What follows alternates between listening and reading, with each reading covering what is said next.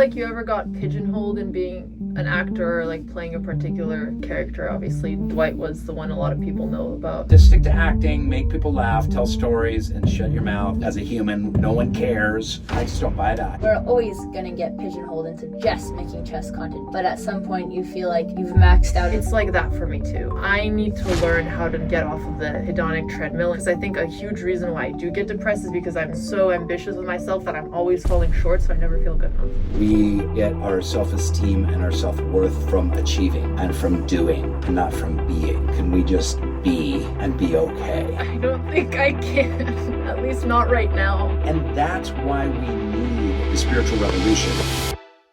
Well, we have kind of a fun question for getting to know you. Okay. If you weren't Rainn Wilson, Yeah. no history, no name, how would you introduce yourself? You mean if I wasn't like a well-known actor, Yeah, but I was still an actor? you're still an actor, yeah. Well, Basically, like how you think of yourself as a person currently yeah. and how you would describe that. That to is a someone. really excellent question, because I would describe myself as an artist.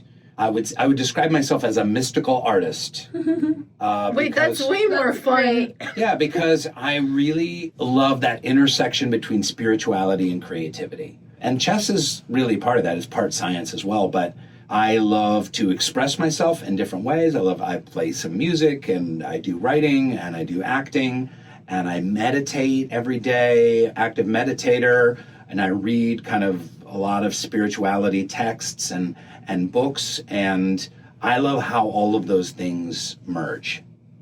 And that's putting Dwight, everyone's like, Dwight, I thought Dwight, but it's separate from Dwight Schrute, which is just one of the dozens of roles that I've played as an actor. How does that sound? What do you think? How much does spirituality, obviously I've just finished, well, okay, I lied. Didn't finish yet. Still getting through the last chapter of Soul Bloom. And maybe give viewers context on what Soul Boom is. Okay, might be better for Rainn to summarize, but my summary is... Yeah, I would love to hear your summary without hearing my summary. Okay, perfect. Yeah. I would say, I mean, it is a book about religion, about death, and about, I would say, the issue with the modern society's take on spirituality and the need and the importance of why we should bring a lot of values from religion and from history back to modern today society, which I actually really liked, and also a lot of it stayed with us because we grew up in a very religious household. Oh, really? It was Greek Orthodox. Christian Oh, Orthodox, wow. yeah. Okay, yeah. So our parents Eastern were very strict. Orthodox. Yes, Eastern yeah. Orthodox. Mm-hmm. They were very strictly religious. It was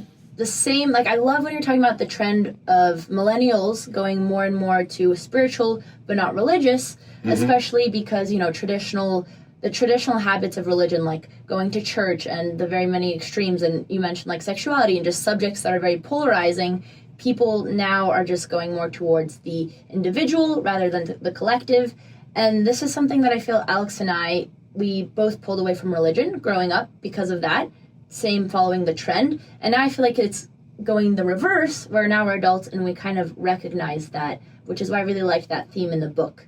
Very much felt like our life. And in general, I have also heard you talk about the current spiritual vacuum and how we have a need to connect with other people. And this is something that my sister and I talk about a lot, and maybe something that I've also been experiencing in my life currently, which is why we really wanted to talk to you about this kind of stuff. All right. Too. Yeah. Yeah. Well, that's great. I think you summarized it really well. And I think one of the things I tried to do in the book was separate religion from spirituality, which a lot of people, they're synonymous and they have a really hard time. You know, if you say spirituality, it's just synonymous with, you know, Catholicism or evangelicalism or, you know, some kind of Eastern Orthodox tradition or something like that, or Islam.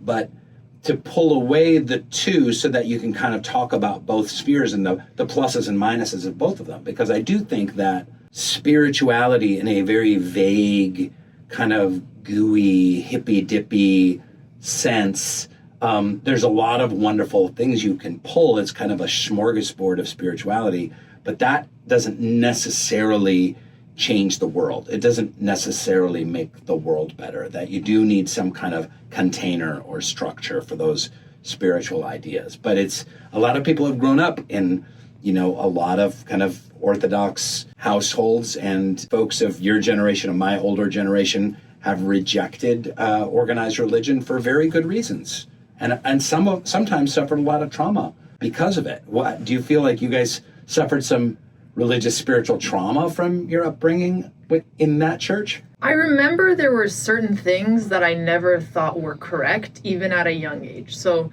when I was young, the priest's son ended up being gay. And all of the church gossip was about like how he dishonored his father and he was being kicked out of the community and things like that. And I remember not really understanding what it meant, but it already felt wrong. And for me, like, you know, I did grow up very, very religious, and my parents were actually really good about it, where for them, even my parents now, when I got out of religion, they're like, do you try to be nice with other people? If I'm like, yes, and my dad's like, then you're Christian to me. So for my parents, kindness was the highest value they had. But yeah, you start seeing these things that like the church preaches love and kindness, and then you see how they act towards certain groups. And that for me was sort of the start of my disillusionment. And then, you know, you hit 15, 16, you start being a little bit less indoctrinated, you have access to new ideas, and I started questioning too many things to the point where I felt like this thing that has given me purpose until now, I don't actually know how accurate it is. And it was the first time that faith and logic really started clashing for me. And then I sort of felt lost for a while. And the hardest thing about it was that now that I didn't know if my version of God was necessarily the true God, I lost so much of my life purpose, because before all it was just be a good person. That's all that matters. And it's not that I didn't want to continue being a good person, but when you sucked out this greater reason for doing so, I felt kind of lost. And then I went through the whole nihilist phase where I was like, I guess nothing matters. And then being a nihilist is too depressing. So now I'm in my spiritual phase where I think there's something greater, even if I don't know what it is. So, you know, sort of growing and evolving with the time. But it's interesting because for me, one of my big goals starting last year was actually to become a more spiritual person and try to find a way to connect with something larger. And I was talking to Andrea about it on the car ride here. I was like, oh, I haven't done enough on that. It's so easy to put it on the back burner when life and work is so busy and you don't really have time to think. That was a really fast history of where I am. Wow, that's well said though. That's great. You're on a spiritual journey. We're all on a spiritual journey, whether we know it or not, or whether we like it or not. Yeah, which I actually wanted to go back, rewind a little bit, because I'm not sure if I'm correct on this, but it seemed like part of your spiritual journey came after you hit all these intrinsic measures you were hoping for. Is that accurate, or would you say you were religious even before, like the peak of, or not the peak? There's a lot of phases. So I grew up in a very religious household. I grew up a member of the Baha'i faith. Have you heard of the Baha'i faith at all? Just from your book. Just from your Just from the book? podcast, yeah. Okay. But to be honest, I still don't completely understand what it is, so maybe you can explain in a one-liner. Sure. Baha'i faith in a nutshell. Baha'is believe that there's only one God. This God is beyond time and space and beyond comprehension, all loving essence. And the way that this God, power, source educates humanity spiritually is by sending these divine teachers down every 500 or 1,000 years or so. So you go way back to Krishna, Abraham, you know, Buddha, Moses, Jesus, Muhammad. They're all essentially teaching the same pure message, which is about kindness and about love and about service and about building community and finding meaning. And Baha'is also believe that there's a new teacher whose name is Baha'u'llah, and he lived in Persia in the 19th century, and that he's got the kind of the message for humanity in this day and age. But as a Baha'i, I'm also a Christian, I'm also a Buddhist, I'm also a Muslim, because I inherit and appreciate the sacred beauty of all of their teachings. And are you still a Baha'i? I am a Baha'i. So I left it for a long time in my 20s, like so many people do. I was a nihilist for a long time. Nihilist? How do you say it? I think nihilist, I could be wrong. Nihilist? Like the River Nile? You guys are looking at me, but that sounds correct. And tried being an atheist for a while as well. And then after... It's just not inspiring to be an atheist. Yeah, that was the question I had for both of you. I also wanted to ask... Sorry, I didn't mean to interrupt. Go ahead. But both of you went through an atheist short period, I would assume. But I wanted to ask both of you what brought you there and what brought you out. Rainn, you start. Okay. Well, when I rejected the faith of my parents, a lot of that was just rebellion. And it was just rebellion against how I grew up, against my parents, against their hypocrisy, the hypocrisy of the church that I saw.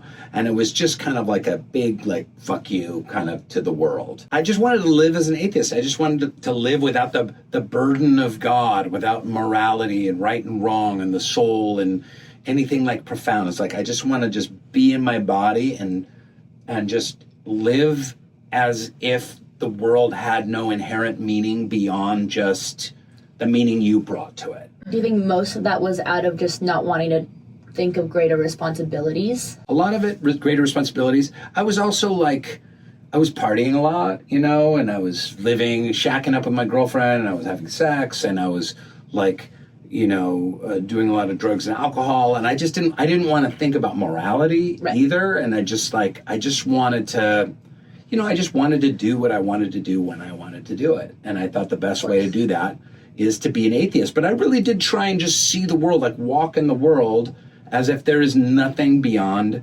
atoms and molecules and energy and just the stuff, the matter of the universe. And I really tried for a good year, and it just didn't ultimately make sense to me. Well, then why is it here? It just is here? It just appeared? And in ever complexifying forms, there was this Big Bang, and then billions of galaxies, and then solar systems and planets, and then life on those planets. There's so much, development. Why wouldn't it all just be a big blob in outer space? Why is it getting more complex? And interesting. So you're trying to logic your way back to faith? I think I did at the time. What I'm saying is just deep in my heart, it didn't make sense to me that there wouldn't be something beyond the material. At the end of the day, and that's what brought you back? That's what brought me back. I started reading spiritual texts and religious books, and I kind of became a hobby of mine, a point of study of mine, and eventually, after a long time, after 10 years, I came back to the Baha'i faith. What about you? So you're a teenager, you're 15, 16, you're winning chess tournaments, you grew up Eastern Orthodox, and then you're screw this, I'm going to be an atheist. Was it a rebellion against your parents at all? Or it was actually not a rebellion against my parents, because I think the way my parents saw faith was actually really special, and they were not the ones who were, being bigoted or doing things like that. They would just praise it be nice, which I think is a great value to have. For me, I just started thinking about a lot of things, and I had never really questioned stuff before. But then once I got onto it and I started watching all these documentaries for atheists and things like that, and how some of the religious texts are wrong or how it doesn't make sense. I know as Orthodox, you say that the Old Testament wasn't real and that God had to come back for the New Testament. I was how would God put something out that's wrong? That doesn't really make sense. When you start to over-intellectualize faith, it stops making sense. So it was really the logical parts of it that got to me rather than a rebellion. But then, because I lost purpose, I basically had to find a new one. And for me, this has been the case for a long time, but work or studying or chess became my church. I got so much meaning from achievement that it was basically my raison d'etre, so to say. It was why I did everything. But then as I got older, it just started being such a hollow way to live life. One of the books that really influenced me was Men's Search for Meaning. It's one of my favorite books, for those of you who don't know. It's written by Viktor Frankl. He was a psychologist who was Jewish, and he was put in a concentration camp. And it's all of his reflections during the concentration camp and how he was working on his papers, and he really wanted to make it because he wanted to put this work out to the world. And he talked a lot about the people who are able to get through hardship, and it was because they had a purpose. And his whole book is the invention of logotherapy, which is you can get through hard things if there's a greater purpose. So once I started realizing all these things and that I need to have a greater purpose to live better, I basically tried to consciously change my beliefs, which is another fun question we have. Do you think you're in control of your conscious beliefs? Do you think if you wanted to, you could believe something new? I do, yes. I believe that humanity has free will. Okay. Yeah. So there's a lot of kind of atheist materialist kind of neuroscientists and physicists that would say, you're pre-programmed, it's in your DNA, it's how you were raised, and basically there's really no such thing as free will. It's completely an illusion. And there's also, on the other side, there's the Calvinist point of view, which is a form of Christianity that believes that because God is almighty and has made all of our decisions for us, that we don't have any free will. Like we're either like damned or saved. Yeah. And it doesn't matter really what you do. God knows everything you're going to do anyway. It's all been predetermined. Yep. So there's an interesting predeterminism on both sides of a, hardcore evangelical side and a hardcore kind of atheist materialist side. I always get caught up in the argument of if it's your DNA, you don't control that. Your upbringing, you don't control that. But even things like what happens in your day-to-day and the random events, like, don't they influence us more than we think? Yeah, I think so. Yeah. But we still have free will?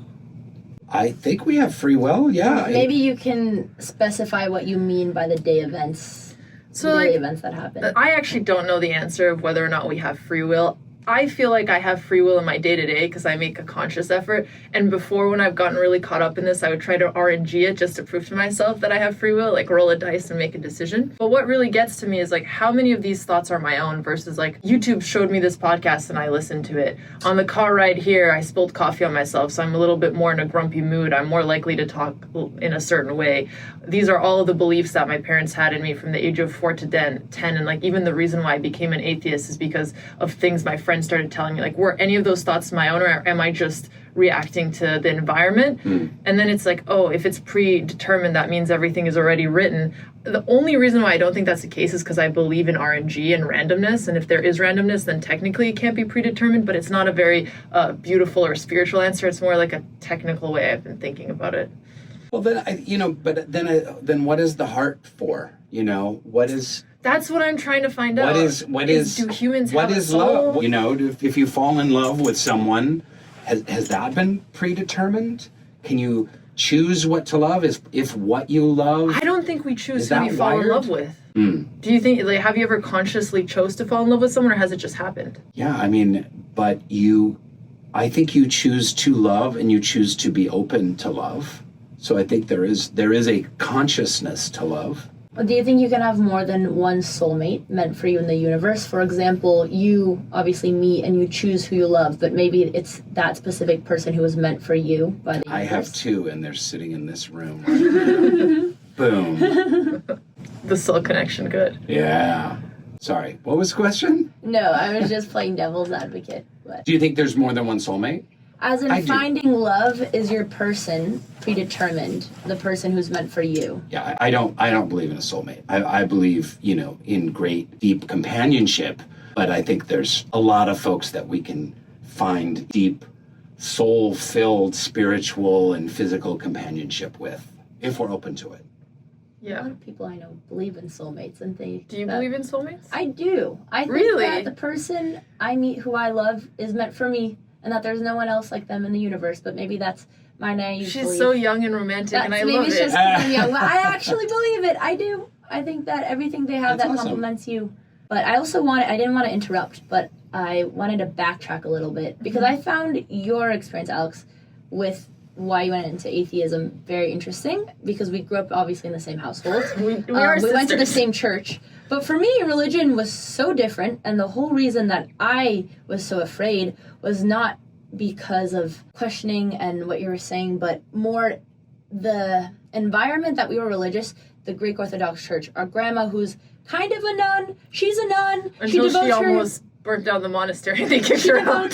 She devotes her life to the church. She's in her 80s. She's at the church every She's day. an arsonist nun. I love Yeah, it. she's pretty cool, a nun honestly. with a wild side. And she raised me when I was a kid, and she would come, she'd sleep over every day. She would do her, in Romanian we call them matania, where you're like praying and you bow, and she would do it for like 6 hours a day. Oh my gosh. She was very dedicated. That's intense. And then at night, she would tell me stories. Some of them were more pleasant in childhood, but some of them would be about meeting the devil or meeting God, and how she once dreamt about where she had an experience with God, and she saw hell, and it was a fiery burning, and the devil was, and like she touched, and he burned her, and that was very much representative of what I also experienced and heard at church, like, keep in mind, it's very outdated Greek Orthodox Gospels where they're like, and they're very spooky. Yeah. And then they read a very outdated passage. You know, I think if I would have really, like, enjoyed my experience at church, it would be different, but I never felt like what they were reading was, like, applicable or modern, and usually just really extreme when they could have been speaking, you know, about, like, greater good, like being a good person and community things. But church just made me fear, like, anything I do, I will go to hell. So as a kid, I'd be so afraid, like, oh, I stole this eraser, I'm going to hell now. So I just convinced myself, I'm like, you're already doomed. So then when I grew up, I was like, this is just doesn't appeal to me. It doesn't help me be a better person. I don't want to believe in God. Well, now you're really going to hell.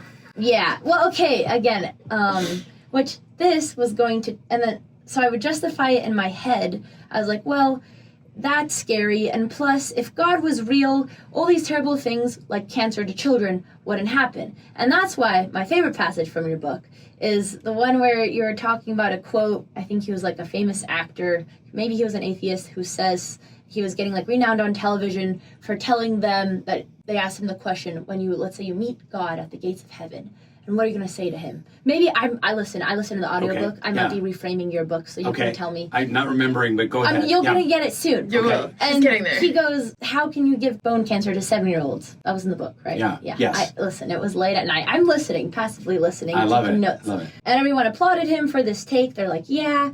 And then you give the example of, okay, let's take his point of view. Why does God give us such terrible things in the world? And let's apply it to life. And let's imagine a world where birth happens with no pain, no bleeding, no crying. Your babies grow up, no elbows are scratched. They don't have to mature. They're emotional. They make no mistakes. There's no diseases. No cancer to children. There's no suffering. Yeah. Yes. No die. And everyone lives to 100, and it's perfect. Yeah, there's no volcanoes or earthquakes or hurricanes. Honestly, I would sign up for this world. You would like that world? I feel like Alex might actually prefer. No, I might be a utopian. masochist, honestly. But continue. Well, I just, no one had, like, the concept of there cannot be meaning without pain is obviously something I was very familiar with. But when you put it like that, and I actually imagined the world, I was like, this is the best example and the best way to explain why there is suffering and why there's all these terrible things. And that one really stuck with me. That was by far, like, my favorite passage. And I just wish when I was a kid, someone approached it more from that sense rather than, if you go to hell, you're going to be burned by the devil, and everything you do, you're going to land in hell. Yeah. So that was my take on religion. Do you guys think there could be meaning without suffering? So I have this Soul Boom podcast, and we had recently Elizabeth Gilbert on. She's a very well-known author. She wrote Eat, Pray, Love. That could have been one of the movie posters. I was that trying she to wouldn't convince recognize. my sister to do an Eat, Pray, Love trip earlier this that's summer, where that but we comes haven't had from. time. Yeah, But yeah. Brilliant author, thinker, and she calls this planet Earth School. And she's like, you learn through suffering here. Unfortunately, I would love to learn more through just consciousness and, in making decisions and gaining wisdom in other ways. But we know that sometimes it's through the suffering that you gain the wisdom. It's through the breakups, and it's through the heartache, and it's through the diseases, and it's through the conflict and the pain and the fear around that it molds us, it grows us. So it's very mysterious. Why do some people seem to, like, they'll get cancer and then get hit by a car, and then their dog will die, and then, their family will get crushed by It's really going in on by it. a They're tree. elite souls that are going in hard mode on this planet, maybe. It's mysterious. I'm not sure exactly why it works that way, but I love this idea of Earth School. And one of the things I say in Soul Boom is, we are spiritual beings having a human experience. We're spiritual beings. We get 90 years, if we're lucky, in these meat suits, and then we're off to the next plane of existence. So what is this meaning? What is man's search for meaning all about? It's about growing our spirituality, growing our spiritual nature here in Earth School. What do you think, Alex? I had maybe one of my most intense spiritual experiences at some point last year, and one of the takeaways I came from was that we are souls having a human experience and we're here for learning. And also that there's like a particular purpose for why I'm going through particular suffering. And of course, it could be copium because when you're really suffering, and I've suffered with depression probably since I was 13. I'm in the best state I have been now, but it's something that I've just chronically suffered with. So I think I'm sorry to hear that. Yeah. Have you spoken about that on your podcast? On our podcast, not so much. I have spoken about it before. I think the hardest thing about being really depressed is that this feeling that you'll always feel that way, helplessness, and when it feels inescapable. So that is what has been the hardest thing for me. And I also really liked the quote about how you take care of yourself. Like you do all these things, like you meditate, you exercise, you spend time in nature, you go to spiritual gatherings. And if you don't do these things, then you feel like it's hard to sort of maintain mental health. And now that I've accepted that, okay, maybe I have chronic depression. I also don't like labeling it because then I will identify myself as a depressed person, which I think when you put an identity to yourself, it's harder to get away from it. But more like I just need to learn how to deal with these parts of myself, and maybe the same way anybody else does who lives with a chronic illness. But also, I started switching how I see depression, where it's kind of also related to ambition. I'd say it's both what has made me and what will ruin me. And the depression and anxiety go hand in hand for me. How is that? There was this really good quote from the Book of Joy. It was the Dalai Lama and like one of the former archbishops talking, and they had this passage on on ambition and how it could be one of the things that makes you really unhappy because you're constantly thriving for things that might not be even realistic. And then when you eventually fall short, you just feel really bad. For me, and it actually goes back to like becoming atheist and losing meaning, and I'd also moved from all of my childhood friends when I was like 13. So I basically just got wiped of my community and my spiritual meaning. And then my new meaning was I'm going to be great at chess and great at school. And I'm just going to hit the achievement boxes. So I sort of used my... I think there's a lot of young people that can relate to that. It was actually really interesting because I know you were sort of talking about this when you were at the peak of The Office and how like you always wanted more. It's like that for me too. And I need to learn how to get off of the hedonic treadmill and constantly just want the next thing and constantly be pushing the bar higher for myself, because I think a huge reason why I do get depressed is because I'm so ambitious with myself that I'm always falling short, so I never feel good enough.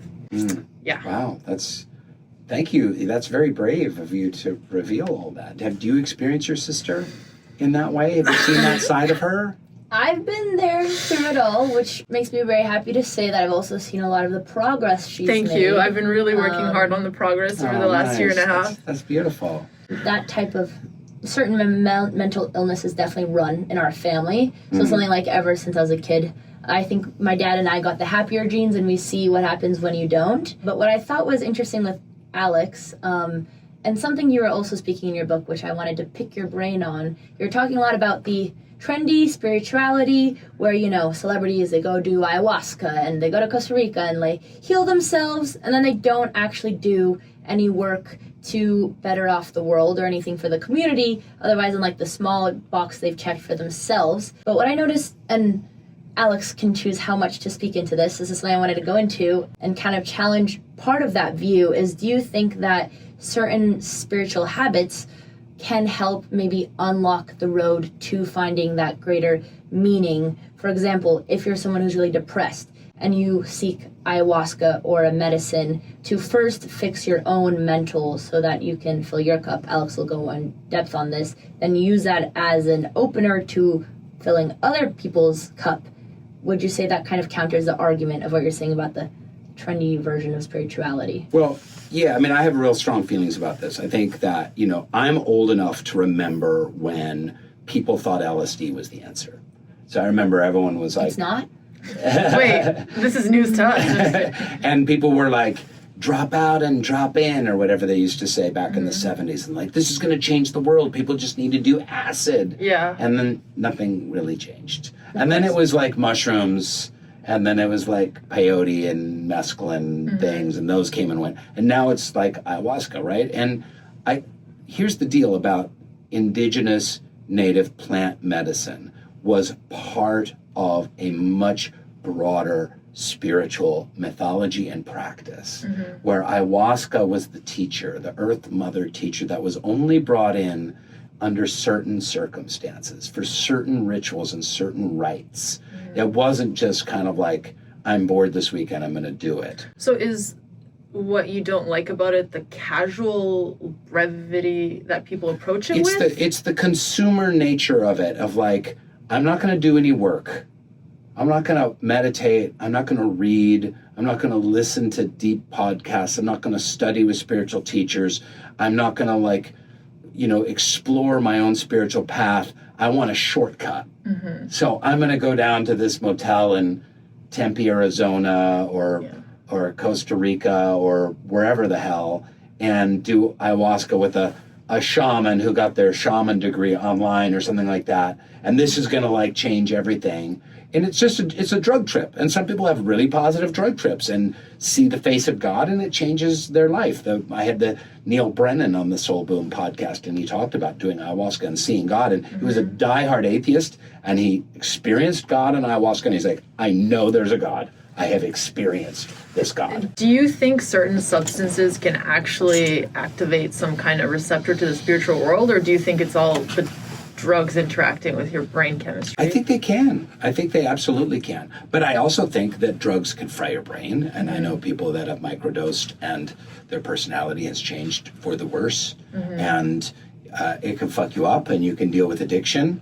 And in fact, Paul Simon, the singer-songwriter, talks about how, kind of microdosing ayahuasca, he was using that to write lyrics and create music, and he got dependent on it, And I'm just saying that if you're going to do something like that, let it be a small part of a much larger discipline and practice and devotion, not just a kind of shortcut to spirituality, and then you go right back to your workaholic life, and you're driving your car in your commute, and you're checking your Instagram, and you're partying on the weekends, and then you play golf, and then you're just on that, habit trail, gerbil wheel of life, but actually undertake to seek spiritual transformation, to look for that life of meaning that Viktor Frankl was talking about. Yeah, I think very much the intention with what you do something can kind of differentiate it between, let's say, a drug versus a medicine. Yeah, I think so. And listen, I'm not speaking about plant medicine for treatment for depression and stuff like that. That's a different issue. Like you're working with a doctor and they've had a lot of great success with MDMA and other drugs as well to treat, mental illness. That's a different thing. I'm just talking about the bro. Yeah, people who just we're going to the beach in Costa Rica, we're going to do ayahuasca, it's going to change your life. Yeah. And then they go back to working a 60-hour week. So then my question is, especially like you're saying, spirituality is trending right now, more spiritual, not religious. Do you think the trend will ever become that it can be reversing, whereas spirituality is now just a gateway into society reverting back to becoming more religious? Or do you think that right now the trend is just going a different direction? Well, the reason I put Soul Boom, Why We Need a Spiritual Revolution is, and you brought this up in your synopsis, which was just fantastic, is that our systems are falling apart, right? Look at our political system right now and how messed up it is. And, and Code 3 is all about how... I'd like to talk about Code 3 soon. We'll get there. The healthcare industry is so corrupt and backwards and upside down. Education, agriculture, the military-industrial complex, income inequality, all of these systems are really colossally broken. Now, do we believe that a certain political party can really fix them all? No. Do we believe that there is some great leader who's going to get elected and they're going to take care of all of these problems? It's kind of a general hopelessness of these are problems, but they feel too big to fix. And that's why we need spiritual solutions to these problems, because it has to do with increasing our compassion.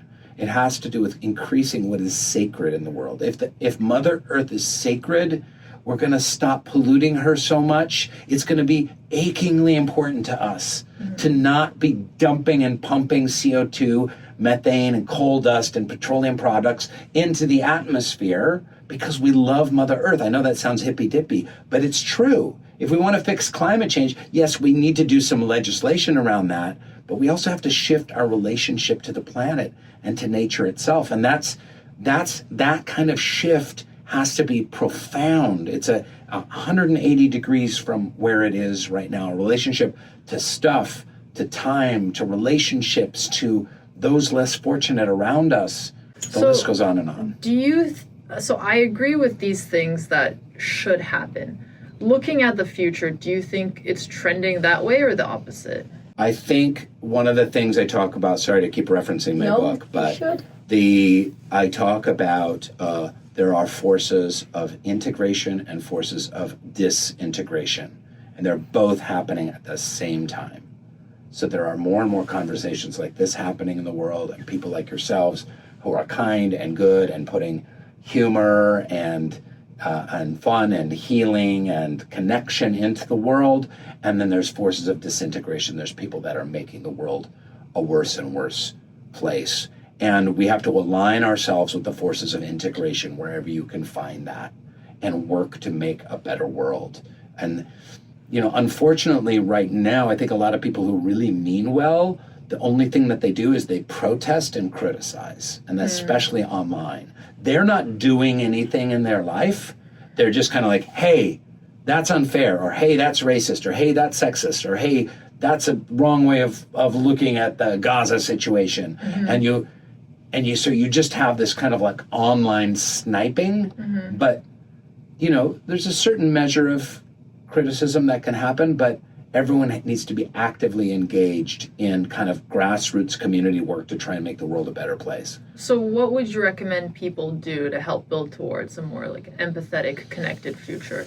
I think it's just find something that is really meaningful to you and be a part of that community. It can be rescuing animals. It can be an environmental group. It can be a church group that prays together or sings together. It can be, volunteering time at a local like art gallery or museum or something like that. It's finding those pillars of humanity that make the world better and volunteering some time. It's sacrificing some time hours. And that's the hard thing. You want to either sacrifice money or time or both. And it is going to involve some personal sacrifice. It's not something you can like, I can fit this in, these keyboard warriors that, they can do something online that takes 12 seconds, but you've got to put in hours. Yeah, and then you get the dopamine hit from doing something online where it doesn't really have an impact on the world. But the more logical way I would think about this is going back to that book I read, The Book of Joy. It was talking a lot about how unhappiness comes from when you're focusing too much on yourself. And one of the biggest things you could do is like focus on other people. And I think acts of service and volunteering does really play a big role in that. And honestly, like when I first started content, I did a lot more charity stuff than I do now, that it's gotten so much bigger, and that's something that I should start focusing on more too. I'm going to call myself out for it first. Well, why don't you join us at chess.com, because we're going to do something for this nonprofit, girls education nonprofit that my wife and I started in Haiti, and Daniel Wrench. Yes, poor Danny has helped us with it tremendously, and a lot of chess players donated, and we did online events and had a great time. Absolutely. That would be amazing. Using chess for good. No, that sounds... One of the other logical debates I always used to have around charity is like, do I do the thing where the dollar goes the furthest, or do I do the thing that's more meaningful to me, and it's like giving back to the communities that brought me up?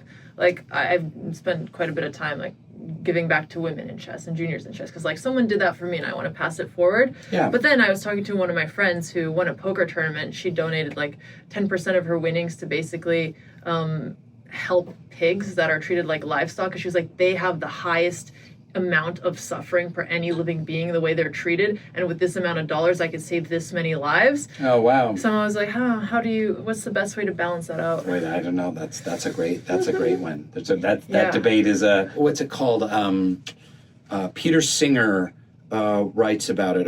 Altruism. It's like conscious. The effective altruism community was obviously really hurt bad by the whole effective altruism. So. Is essentially that whole debate about where do you put your money and where does it do the most possible good. That's why my wife and I started this nonprofit, Lide Haiti, that is about girls' education. Because one of the ways that you could do the most good in the world is educate girls and women. Because young girls and women have kids, they educate their kids, they share what they've learned, they share it with their community. And so they say you educate one girl, you're educating 100 people. I love that. And it could also be related to chess, so I can hit everything. There you go. Check all the boxes. No, that's great. Well, I'd love to use this to segue to Code 3, because I have a couple of questions.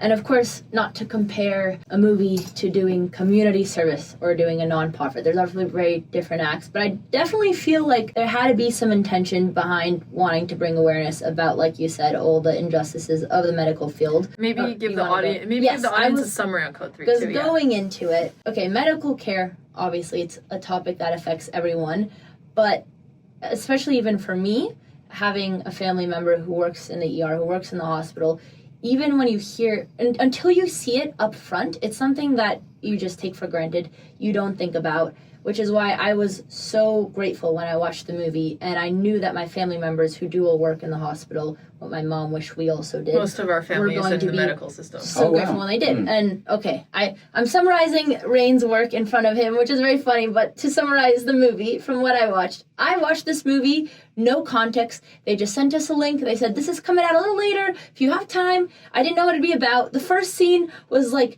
disturbingly intriguing. I was like, okay, it's kind of comedy. It was obviously really gross.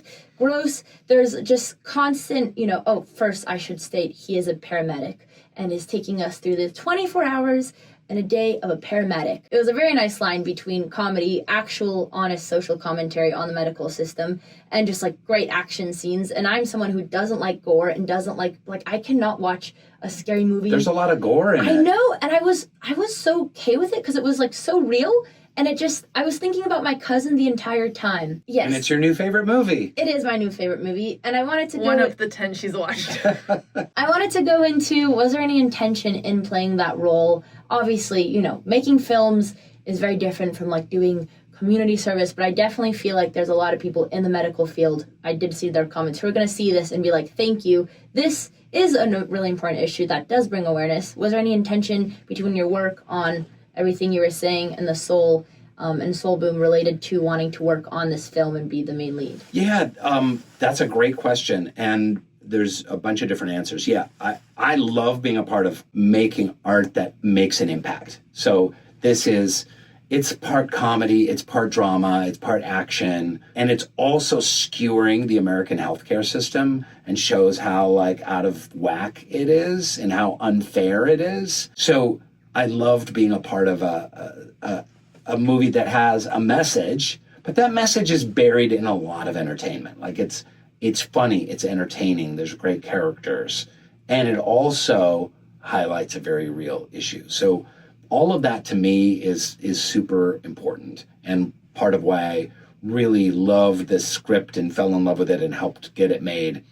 The other aspect of it is, I feel, and this is kind of a Baha'i concept, is that the making of art and the telling of stories and making something beautiful, like with your music, is an act of spirituality in and of itself. Agreed. There's an empty stage and you put on a play. There's an empty screen and you project a film. There's an empty page and you write a poem, an empty canvas, and you paint something beautiful. This is an emulation of the divine transcendent impulse that humans have to make stuff meaningful and beautiful.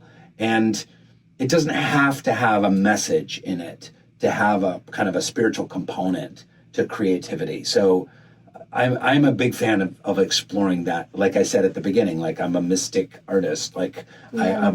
I love exploring that intersection. But when a movie like this also gets to kind of like highlight some very real social justice issues, then amen. Do you normally have a pulse for how an audience will respond to a movie before it's out?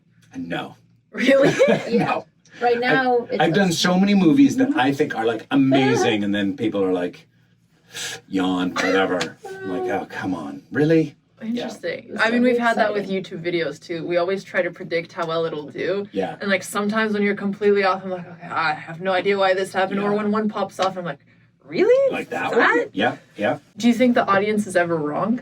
I think audiences can be wrong and discover movies. Like we talked about Interstellar. Like when Interstellar came out, it was mixed reviews and some it's too long and they thought it was going to be more of a sci-fi thing, and like it's proven to be like a real classic of science and space. I mean, if you're talking about like space sci-fi, it's like top 3 of all time, and but it wasn't received that way when it first came out. So I do think things can grow in popularity. Have you ever had that experience with any of your art where the message wasn't received, but maybe after time it was? Maybe everything was just a hit. Like No. I've done a lot of busts. You know, I did this movie called The Rocker, this comedy movie in 2009. I think it came out.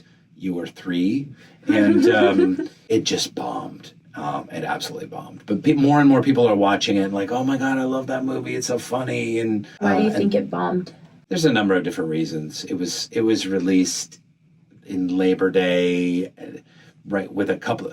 It was released a couple weeks after Tropic Thunder and Step Brothers came out. Like two of like the greatest comedies of all time, and it was like right after that, and it was the very end of the summer, like Labor Day weekend, which is a death knell for releasing a movie. And there's a number of different reasons, but yeah, it didn't take off. But more and more people are watching it. And you know, there's a movie I did with James Gunn called Super that was before Guardians of the Galaxy, and that one has become like a cult classic.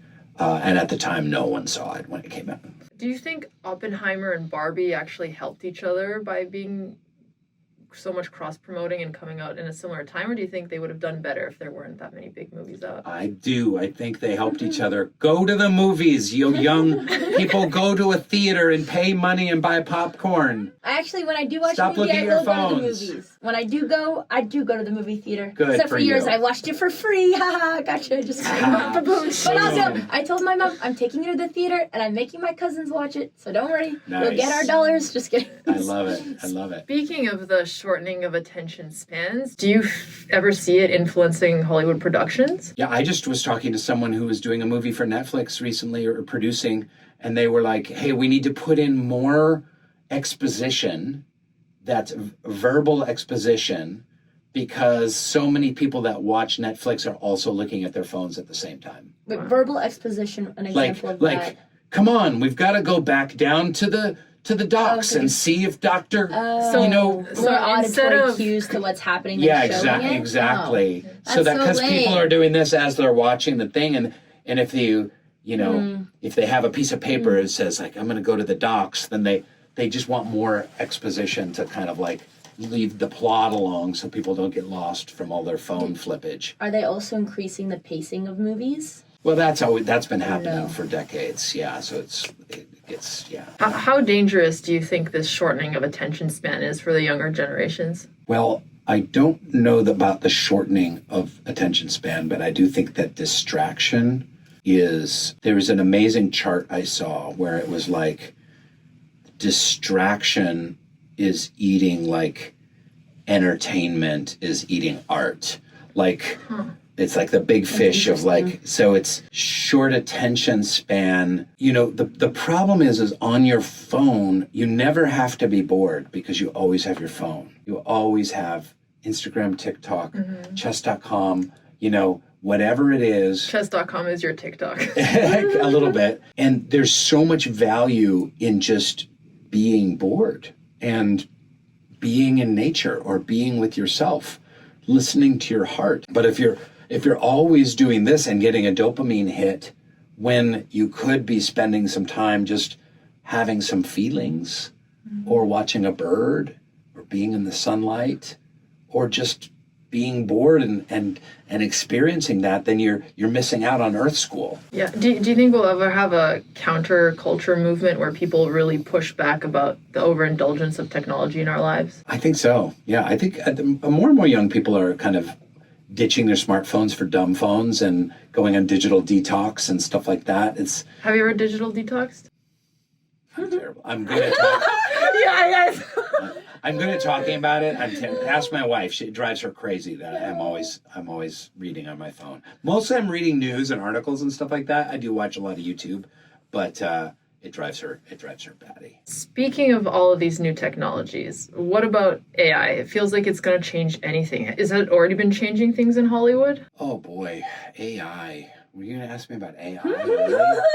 I don't know about AI. I just worry about the number of jobs it's going to replace, like 10 years from now. Like, what happens to there's 300 million Americans, maybe 200 million are working. What happens to the 15 million people that are going to lose their jobs because of AI? And how are we going to support them? How, as a culture and as a government, like we have to, either retrain and re-educate them, have a social safety net for them. There isn't any thought to this. It's just kind of like releasing products willy-nilly and just stumbling forward and just going, oh. And that's one of the things I talked about in Soul Boom is like this phones are this incredible social experiment of like, hey, let's just put a little computer in everyone's pockets, including 12-year-olds and 11-year-olds and 10-year-olds, where there's unlimited dopamine stimulation and algorithmic, distraction. Yeah. And hey, let's just see what happens to everyone's mental health. And guess what? It fucked us up. Oh, it definitely did. But would you say the pros outweigh the cons? Well, there's certainly a lot of pros. I mean, I have this microcomputer in my pocket and I can make a travel reservation. I can connect with my aunt on the other side of the world in an instant. I can take a beautiful photograph of a hummingbird. You know what I mean? I can post it and share it with my friends. I can listen to kind of any podcast conversation that exists. It's incredible. And it's the size of a wallet. Yeah. It's absolutely amazing.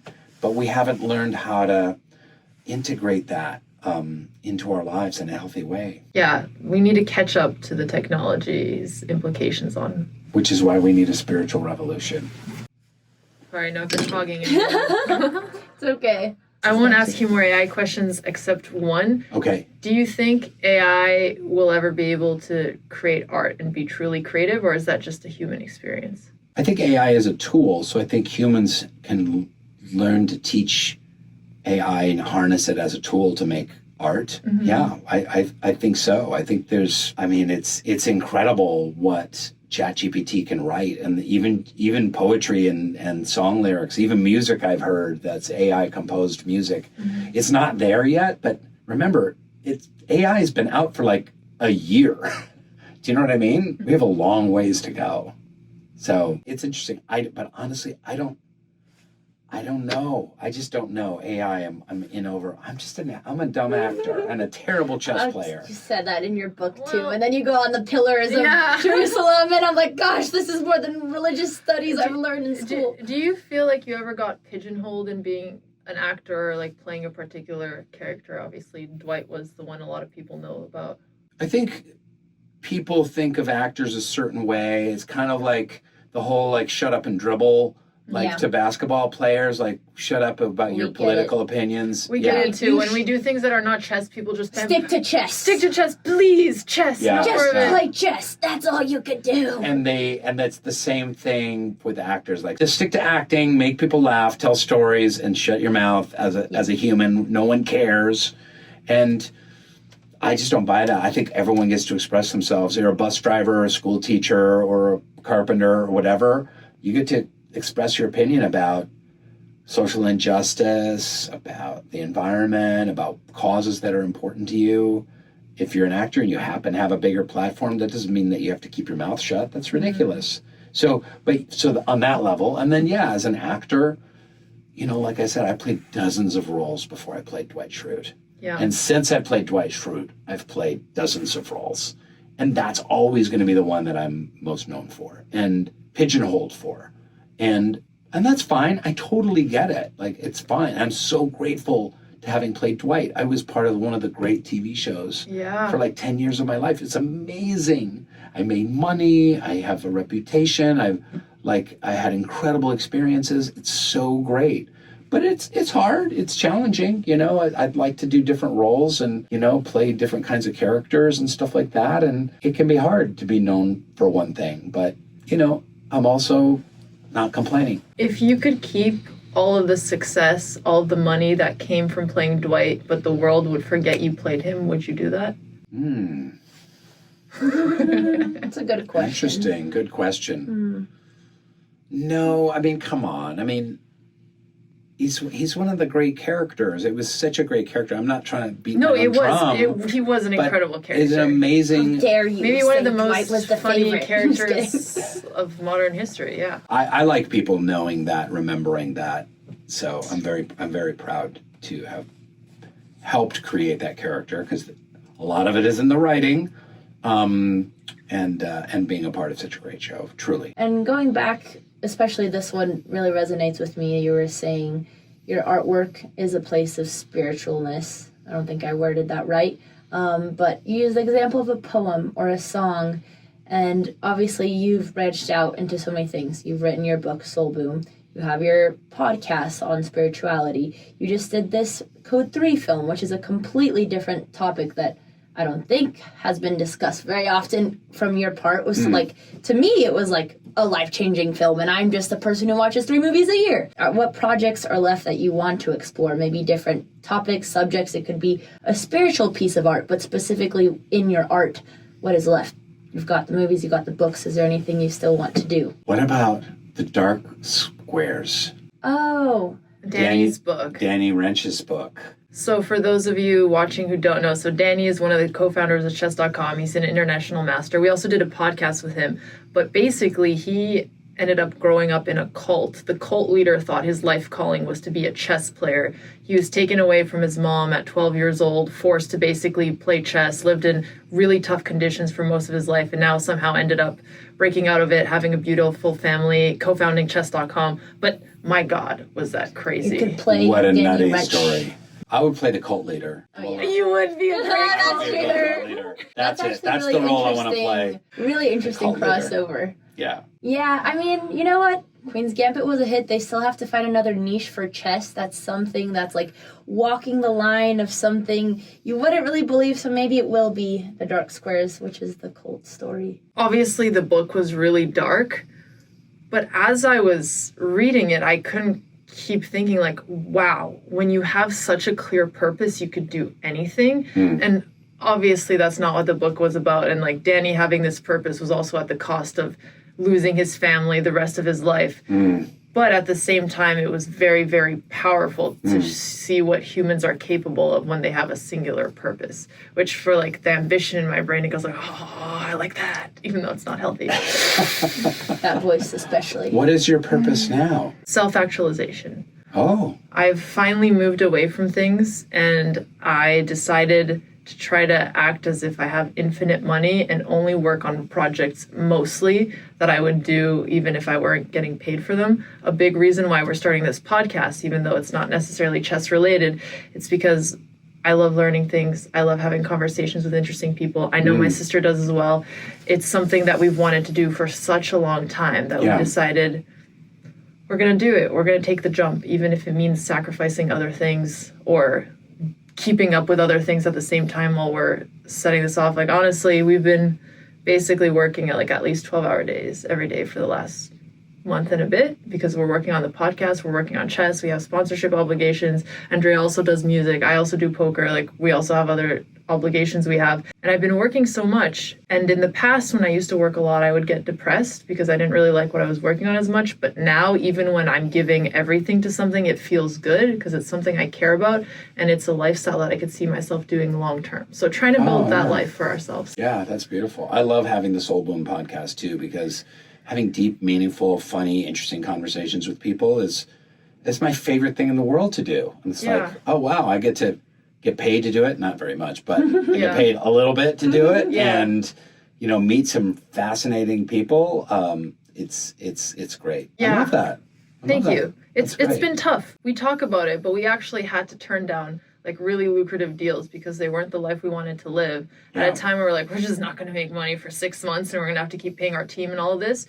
And it was only when I was really put to the test of like, am I just saying I want to do this versus actually doing it, that I knew, no, this is it. This matters more than anything. And I wouldn't have been able to do it without the support of my sister, because I get a lot of anxiety and fear. I'm really driven by fear, like fear of failure or fear of doing a bad job or fear of disappointing people. And I talked to Andrea about it. She's always like, Alex, don't be stupid. Do what actually matters. And then she talks me through the things that I'm afraid of. So, That's like, so I don't think I sweet. could do it without my sister. I'm a little wiser than, don't be stupid, do what matters. But there's more wisdom to it. But that's Well, but in a way, yeah. that is what I have to hear. It's more Obviously, stop she's doubting yourself, stop thinking and dwelling so much. What if they don't like it? What if they don't get it? I'm like, if it feels good and you know you have something special and we put in this much work, I think you should stop questioning yourself. Yeah, you guys have a big loyal audience that has been with you for years, and they're behind you no matter where you go. I'll They push really are. back on that. I think audiences aren't really loyal anymore. It matters more if they're actually enjoying the content. And even the algorithms on all of these big platforms have shifted where, like, YouTube isn't showing your videos to your subscribers. It's trying to show it more to new people and seeing if it could be a hit in a bigger audience. And if things aren't packaged well, sure, you have, like, a base amount of loyal followers who we really appreciate you guys, and I know there's some of you there. It's just not to the extent that most people think it is. Interesting. Well, also on the pigeonholed thing, and hello everyone, this is our new channel, which is why we're building this new channel. We're always going to get pigeonholed into just making chess content, just playing more chess. But at some point you feel like you've maxed out and there's nothing of value you can bring anymore to the chess world, except when there's like something interesting to tell a story. But there's not always stuff happening around chess. So it's also very much having to build something new, which I think is very exciting. But Which is not to say we don't love chess. Obviously, like, this game I feel like has given me my life, and whenever it'll I think always there's be a part of everything we an do. opportunity to give back, we will. But we've also squeezed so much of our creative juice within the confines of keeping it in chess, where we did a chess travel show, we did a chess dating show, we did IRL chess, we did online chess, I've organized tournaments in Educational person, chess. outside of person, educational Yeah, chess. yeah. We've tried everything, and now it's to the point where I think we're actually more creative than we give ourselves credit for, and I'd like to explore that in other ways. than Yeah, just chess. absolutely. Yeah, you're content creators, you're storytellers. Absolutely. Maybe there isn't a good answer, but I wanted to go back to my question because I was genuinely curious. So I was very impressed as someone, again, with not as much popular culture knowledge about all the different I don't want to say side projects, that doesn't do them justice, but all the different personal art projects you have. Your podcast, your book. When I was listening to your book, I found you co-directed pretty depressing but very needed show dedicated the last days just to people who are on their deathbed with terminal illnesses. And obviously the concept of death is something that you speak a lot about in your book. Something so that makes a lot of sense why the show that you directed, which all the Netflix directors were like, we don't want a show about death, we don't want a show about religion, rejected. But if you were to create your next project from the ground up, what would it be? Could be anything. Maybe there's not, maybe you're doing everything you like, but I'm just curious, like, could be a show, another show about similar, it could be not related to spirituality. Well, that's a great question. I have some things in the works that I haven't done yet, I haven't seen done yet or done well. Can you share any of them? Yeah, sure. I'm trying to get a documentary off the ground about God. Oh, that's so cool. You're actually, you mentioned this and how everyone kept projecting to produce it. I think we've got some funding now to do this documentary called The Notorious God.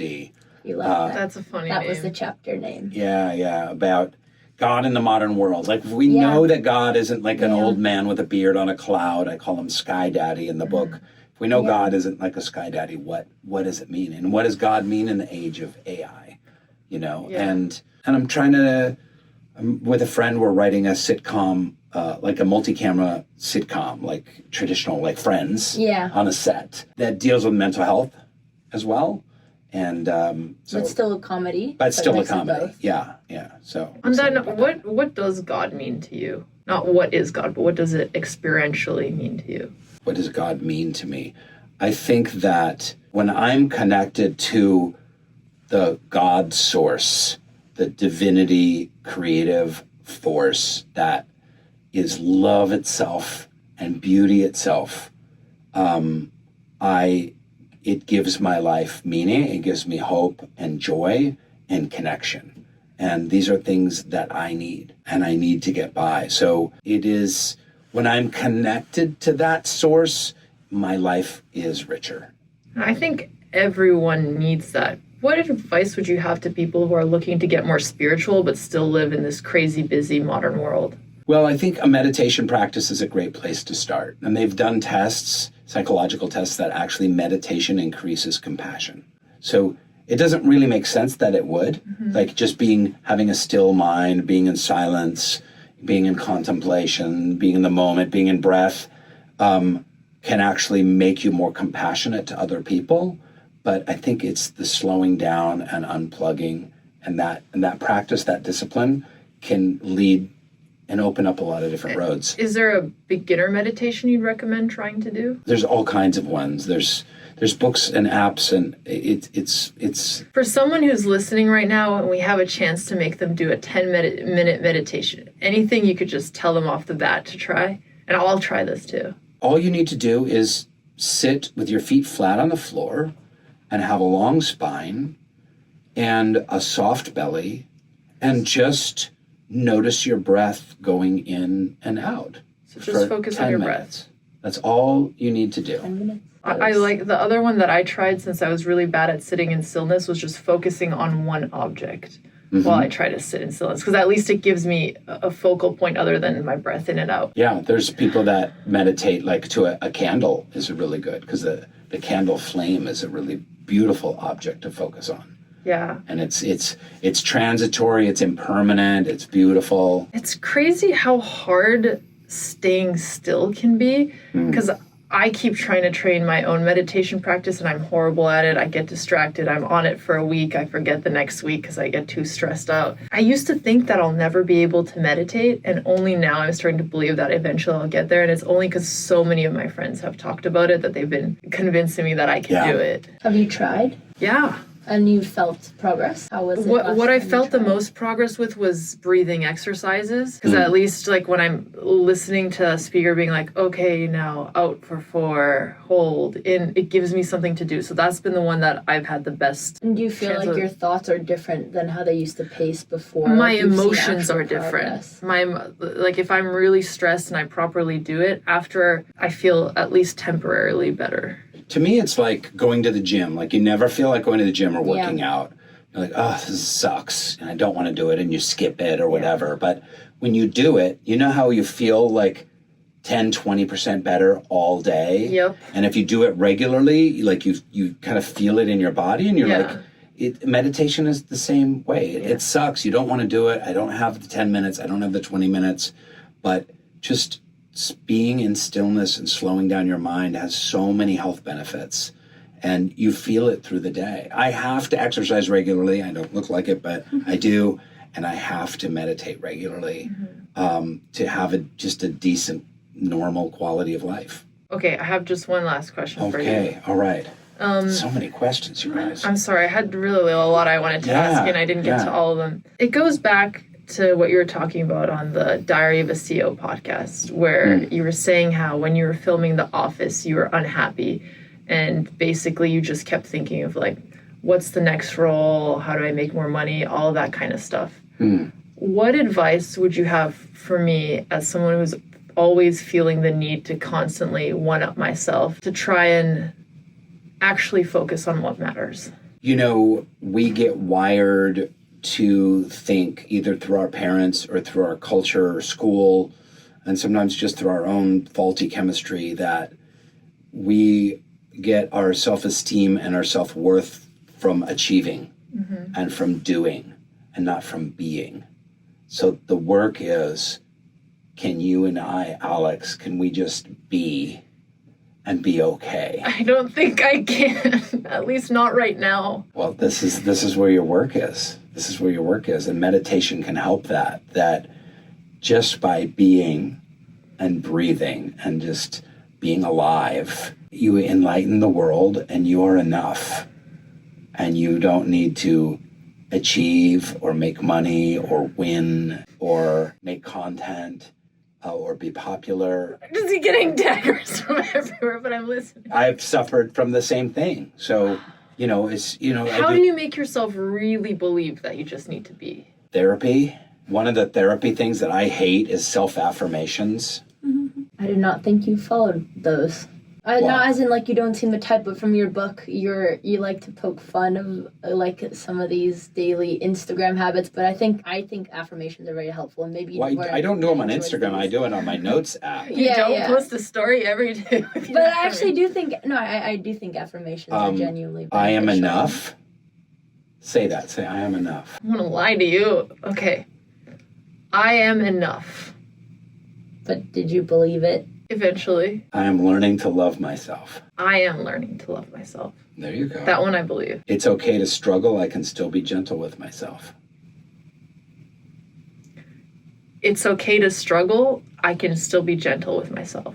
Even in my darkest moments, I deserve compassion and support. Even in my darkest moments, I deserve compassion and support. My worth is not defined by my mistakes. My worth is not defined by my mistakes.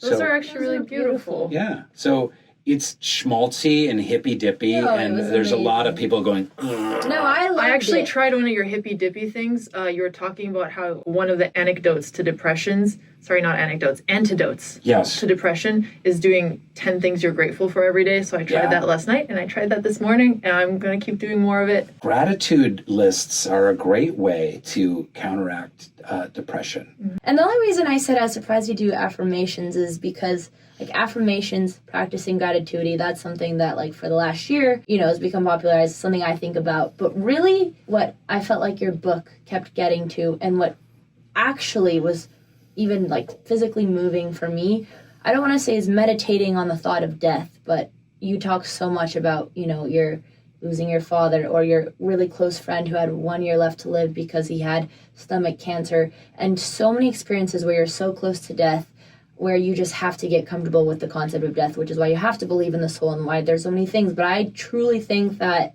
meditating on the concept of death and becoming okay with that is a level of practicing gratitude, because when you're thinking about that, you wake up just so grateful to be alive. And that's how I felt this morning, and how I felt yesterday, like listening to this book back to back, watching even the paramedic film, which is also always walking a line with death, always very close to death.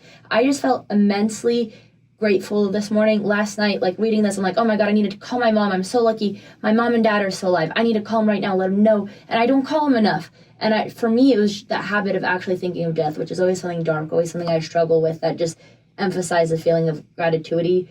And I was so happy because it was a step deeper than just a gratitude journal. And I think they go hand in hand. But Drea, gratitude is not a word. Yes, it is.